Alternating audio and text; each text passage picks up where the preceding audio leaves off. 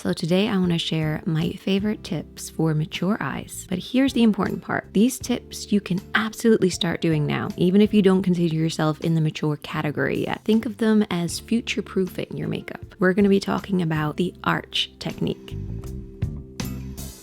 As we get older, something really specific happens to the eyes. The skin above the lid actually gets heavier, while the actual lid itself becomes more delicate, and that combination can actually weigh down the eyes. You apply it, you blend it, and then you look at it and it's gone. But that's not the issue with the eyeshadow. It's actually all about placement and creating structure. Now I call this the arch technique because it follows the arch of the brow as a guide. The brow arch is the highest point, and it naturally gives you more of a lifted shape.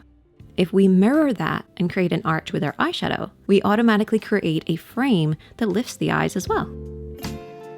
You want to use an eyeshadow similar to your contour, blush, or bronzer tones, kind of in that family. It should be at least one shade darker than your skin tone. Ideally, it should be matte, but satin does work. I just prefer matte. It gives structure without drawing too much attention to texture. And I'm using a tapered eyeshadow brush for this. The tip of the brush is going to hit that high point, and then we're going to be able to softly blend. So think placement first, blend second. Now I've been talking a lot, but let's have a look at this visually. Visually, we're going to mirror the arch of the brow, but placement-wise, we're working horizontally, starting halfway between the natural crease of the lid and the first hair of the eyebrow. This spacing is important. It keeps the structure lifted, but still soft, and it stops the shadow from crowding the lid or creeping up too high. If you keep your eyes open while you're placing this, you'll be able to see exactly where you need this to be. What sets this apart is that I'm framing the eyes by mirroring the brow arch, not chasing the crease. A lot of makeup looks will be about the crease. This is about framing the eyes.